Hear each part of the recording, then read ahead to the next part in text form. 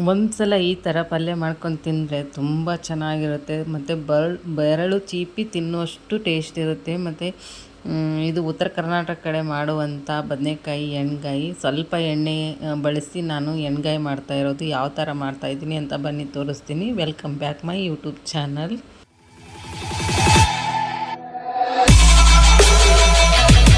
Okay,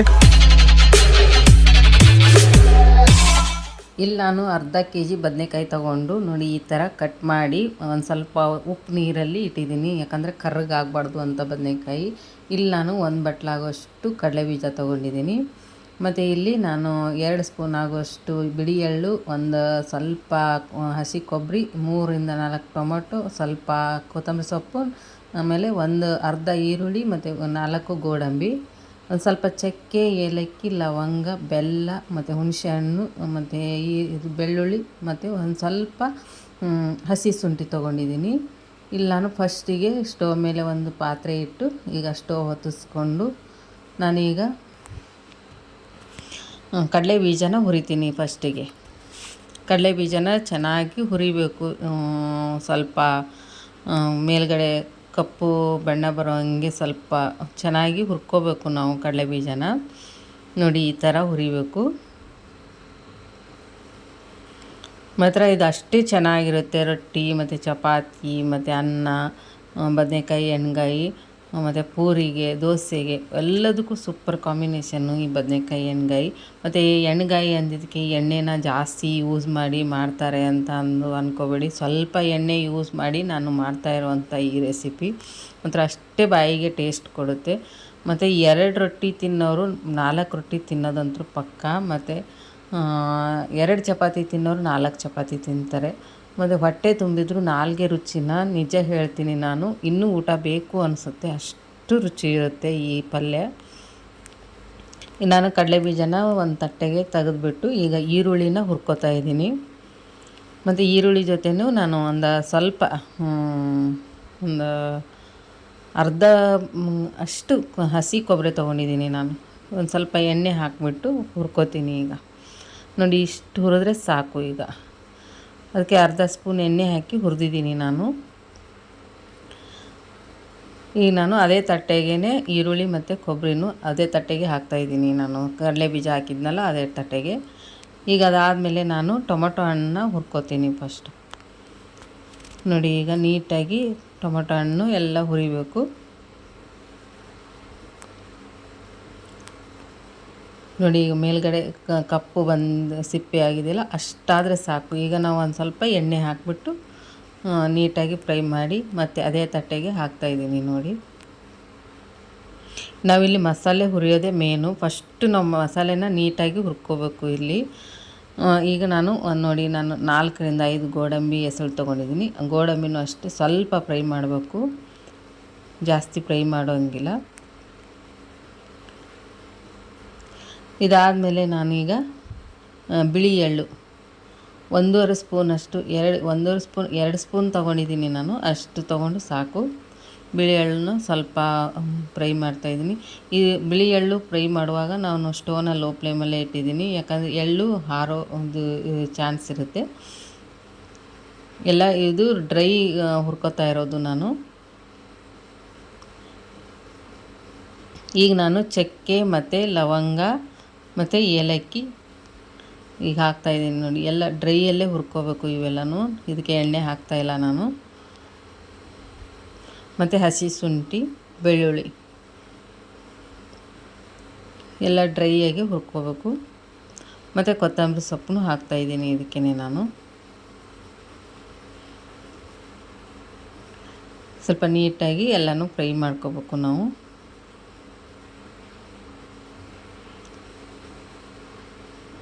ಚೆನ್ನಾಗಿ fry ಆದಮೇಲೆ ಈಗ ನಾನು ಮತ್ತು ಇದನ್ನು ನೋಡಿ ಈಗ ಅಷ್ಟು ಕೊತ್ತಂಬರಿ ಸೊಪ್ಪು ಎಲ್ಲನೂ ನೀಟಾಗಿ ಫ್ರೈ ಆಗಬೇಕು. ಡ್ರೈಯಲ್ಲೇ ಇದು ಮಾಡಬೇಕು, ಎಣ್ಣೆ ಹಾಕೋಂಗಿಲ್ಲ ಇದಕ್ಕೆ. ನಾನೀಗ ಸ್ಟೋವ್ನ ಲೋ ಫ್ಲೇಮಲ್ಲಿಟ್ಟು ನೋಡಿ ಈಗ ಅದೇ ತಟ್ಟೆಗೆ ಹಾಕ್ತಾಯಿದ್ದೀನಿ. ಇಲ್ಲಿ ನಾನು ಖಾರಕ್ಕೆ ಎಷ್ಟು ಬೇಕೋ ನಾನು ಹಸಿ ಮೆಣಸಿನ್ಕಾಯಿ ಹಾಕಿಬಿಟ್ಟು ಎಣ್ಗಾಯಿ ಮಾಡ್ತಾ ಇರೋದು. ನಿಮಗೆ ಹಸಿ ಮೆಣಸಿನ್ಕಾಯಿ ಬೇಡಪ್ಪ ನಮಗೆ ಗ್ಯಾಸ್ಟ್ರಿಕ್ಕು ಹೊಟ್ಟೆ ಉರಿ ಅಂದರೆ ನೀವು ಅಚ್ಚ ಖಾರ ಪೌಡ್ರ್ ಹಾಕಿಬಿಟ್ಟು ಮಾಡ್ಬೋದು ಇದನ್ನು ಎಣ್ಗಾಯಿನ, ಅದೂ ಟೇಸ್ಟಾಗಿರುತ್ತೆ. ನಾನಿಲ್ಲಿ ಮೆಣಸಿನಕಾಯಿಯು ಖಾರ ಇಲ್ಲದೇ ಇರೋ ಮೆಣಸಿನ್ಕಾಯಿನ ತೊಗೊಂಡು ನಾನು ಮಾಡ್ತಾಯಿರೋದು ಇದು ಎಣ್ಣೆಗಾಯಿ ಪಲ್ಯನ. ನೋಡಿ ನಾನೀಗ ಸ್ವಲ್ಪ ಎಲ್ಲ ನೀಟಾಗಿ ಹುರ್ಕೊಂಡು ಈಗ ಎಣ್ಣೆ ಹಾಕ್ತಾಯಿದ್ದೀನಿ ನಾನು ಮೆಣಸಿನ್ಕಾಯಿಗೆ. ಚೆನ್ನಾಗಿ ಹುರ್ಕೋಬೇಕು. ನೋಡಿ ಈಗ ಮೆಣಸಿನ್ಕಾಯಿ ಎಲ್ಲ ನೀಟಾಗಿ ಫ್ರೈ ಆಯಿತು. ನೀಟಾಗಿ ಫ್ರೈ ಆದಮೇಲೆ ನಾನೀಗ ಇದನ್ನೂ ಅದೇ ತಟ್ಟೆಗೆ ಹಾಕ್ತಾಯಿದ್ದೀನಿ. ನಾನು ಫಸ್ಟೇ ಕಡಲೆ ಬೀಜ ಎಲ್ಲ ಹುರಿದಿಟ್ಟಿದ್ದೀನಲ್ಲ ಅದೇ ತಟ್ಟೆಗೇ ಹಾಕ್ತಾಯಿದ್ದೀನಿ. ಇದು ಸ್ವಲ್ಪ ತಣ್ಣಗಾಗಬೇಕು. ಈಗ ತಣ್ಣಗಾದಮೇಲೆ ನಾನು ಈಗ ಮಿಕ್ಸಿ ಜಾರ್ಗೆ ಹಾಕಿ ಗ್ರೈಂಡ್ ಮಾಡ್ಕೊಂಬರ್ತೀನಿ ಇದನ್ನು. ನೋಡಿ ಇಲ್ಲಿ ಮಿಕ್ಸಿ ಜಾರ್ ತೊಗೊಂಡಿದ್ದೀನಿ. ಮಿಕ್ಸಿ ಜಾರ್ಗೆ ಈಗ ತಣ್ಣಗಾಗಿದೆ. ಈಗ ತಣ್ಣಗಾಗಿ ನೋಡಿ ಹಾಕ್ತಾಯಿದ್ದೀನಿ ಒಂದೇ ಮೆಣಸಿನ್ಕಾಯಿ. ತಣ್ಣಗಾಗಿದೆ ಇಲ್ಲ ಅಂತ ಅಂದ್ಕೊಂಡು ನಾನು ಒಂದೇ ಮೆಣಸಿನ್ಕಾಯಿ ಹಾಕಿದೆ ಫಸ್ಟು. ಈಗ ನಾನು ರುಚಿಗೆ ತಕ್ಕಷ್ಟು ಉಪ್ಪು ಹಾಕಿದೆ, ಮತ್ತು ಬೆಲ್ಲ ಮತ್ತು ಹುಣಸೆಹಣ್ಣು ತೋರಿಸಿದ್ನಲ್ಲ ಆವಾಗಲೇ, ಈಗ ಅದನ್ನು ಇದಕ್ಕೆ ಹಾಕಿ ರುಬ್ಬಬೇಕು ನಾವು. ಇಲ್ಲಿ ನಾನು ಅರ್ಧ ಟೀ ಸ್ಪೂನಷ್ಟು ಅರಿಶಿನ ಪುಡಿ ತೊಗೊಂಡಿದ್ದೀನಿ, ಮತ್ತು ಒಂದು ಟೀ ಸ್ಪೂನ್ ಆಗೋಷ್ಟು ಧನಿಯಾ ಪುಡಿ, 1 ಟೀ ಸ್ಪೂನ್ ಆಗೋಷ್ಟು ಗರಂ ಮಸಾಲ, ಇಷ್ಟು ಹಾಕಿ ನಾವೀಗ ಗ್ರೈಂಡ್ ಮಾಡ್ಕೊಂಬರೋಣ ಇದನ್ನು. ಮಾತ್ರ ಅಷ್ಟೇ ಚೆನ್ನಾಗಿರುತ್ತೆ ಬಿಸಿ ಬಿಸಿ ರೊಟ್ಟಿ ಮತ್ತು ಚಪಾತಿಗೆ, ಬಿಸಿ ಅನ್ನಕ್ಕೆ. ನೋಡಿ ಈಗ ಇಷ್ಟಾದರೆ ಸಾಕು. ಗ್ರೈಂಡ್ ಮಾಡ್ಕೊಂಬಂದೇವಿ ನಾನು. ಈಗ ಇದನ್ನು ನಾನು ಬದನೆಕಾಯಿ ಹೋಳಿಟ್ಟಿದ್ನಲ್ಲ ಆವಾಗಲೇ, ಆ ಬದನೆಕಾಯಿ ಒಳಗಡೆ ಈ ಮಸಾಲೆನ ನಾವು ತುಂಬಬೇಕು, ಚೆನ್ನಾಗಿ ನೀಟಾಗಿ ತುಂಬಬೇಕು. ನೋಡಿ ಇಲ್ಲಿ ತುಂಬಿದ್ದೀನಿ ನಾನು, ಈ ಥರ ತುಂಬಿ ಇಡಬೇಕು. ಈಗ ಇದನ್ನು ಯಾವ ಥರ ನಾನು ಒಗ್ಗರಣೆ ಹಾಕ್ತೀನಿ ಅಂತ ತೋರಿಸ್ತೀನಿ ಬನ್ನಿ. ಇಲ್ಲಿ ನಾನು ಒಲೆ ಹೊತ್ತಿಸ್ಕೊಂಡು ಒಂದು ಪಾತ್ರೆ ಇಡ್ತೀನಿ. ಫಸ್ಟು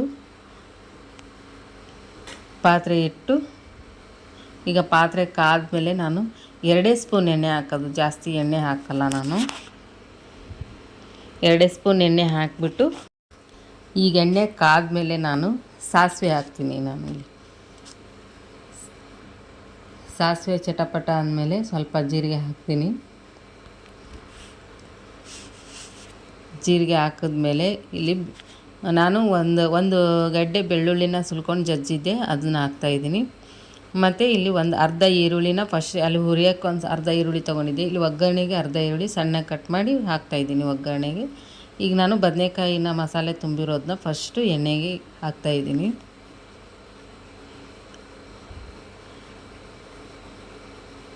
ಇವೆಲ್ಲ ಒಂದೊಂದಾಗಿ ಹಾಕಿಬಿಟ್ಟು ಫಸ್ಟು ನಾವು ಎಣ್ಣೆಯಲ್ಲೇ ಫ್ರೈ ಮಾಡ್ಕೋಬೇಕು ಬದನೆಕಾಯಿನ. ಆ ಎಣ್ಣೆಯಲ್ಲೇ ಫ್ರೈ ಮಾಡ್ಕೊಂಡ್ರೆ ಚೆನ್ನಾಗಿ ಟೇಸ್ಟ್ ಬರುತ್ತೆ ಈ ಬದನೆಕಾಯಿ. ನೋಡಿ ಇಷ್ಟು ಒಂದು 2 ನಿಮಿಷ ನಾವು ಎಣ್ಣೆಲೇ ಹುರಿಬೇಕು ಬದನೆಕಾಯಿನ, ನೀಟಾಗಿ ಹುರ್ಕೋಬೇಕು ಬದನೆಕಾಯಿನ. ನೋಡಿ ಬದನೆಕಾಯಿ ಕಲರು ಮೇಲ್ಗಡೆ ಎಣ್ಣೆದು ಚೇಂಜ್ ಆಗಿದೆ ನೋಡಿ, ಆ ಥರ ಬರಬೇಕು.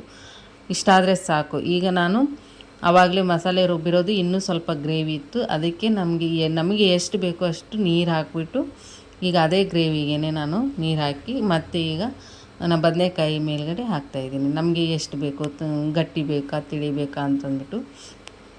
ನೋಡಿ ಈಗ ನಾನು ನೋಡಿ ಎಣ್ಣೆ, ಅದು ಕೊಬ್ಬರಿ ಮತ್ತು ಎಳ್ಳು ಹಾಕಿದ್ನಲ್ಲ, ಕಡಲೆ ಬೀಜ, ನೋಡಿ ಎಣ್ಣೆ ಹೆಂಗೆ ಬಿಟ್ಟಿದೆ. ನಿಜ ಮಾತ್ರ ಅಷ್ಟೇ ಟೇಸ್ಟಾಗಿತ್ತು, ಚೆನ್ನಾಗಿರುತ್ತೆ. ಒಂದು ಸಲ ನೀವು ಟ್ರೈ ಮಾಡಿ, ಹೇಗೆ ಬಂತು ಅಂತ ಅಂದ್ಬಿಟ್ಟು ನನ್ನ ಕಮೆಂಟ್ ಬಾಕ್ಸಲ್ಲಿ ತಿಳಿಸಿ. ಇಲ್ಲಿ 5-10 ನಿಮಿಷ ನಾನು ಬೇಯಿಸ್ಕೊತೀನಿ ನಾನು ನೋಡಿ ಬದನೆಕಾಯಿನ. ಮತ್ತು ಹೊಸದಾಗಿ ಯಾರು ನೋಡ್ತಾ ಇದ್ದೀರಾ ನನ್ನ ಚಾನಲ್ನ ಸಬ್ಸ್ಕ್ರೈಬ್ ಮಾಡ್ಕೊಂಡು ನೋಡಿ, ಬೆಲ್ ಐಕಾನ್ನ ಕ್ಲಿಕ್ ಮಾಡಿ ಆಲ್ ಅಂತ ಸೆಲೆಕ್ಟ್ ಮಾಡಿದ್ರೆ ನಾನು ಯಾವುದೇ ಒಂದು ವಿಡಿಯೋ ಹಾಕಿದ್ರೆ ಫಸ್ಟ್ ನೀವೇ ನೋಡ್ಬೋದು. ನೋಡಿ ಬದನೆಕಾಯಿ ಈಗ ಕುದ್ದಿದೆ, ಚೆನ್ನಾಗಿ ಬೆಂದಿದೆ.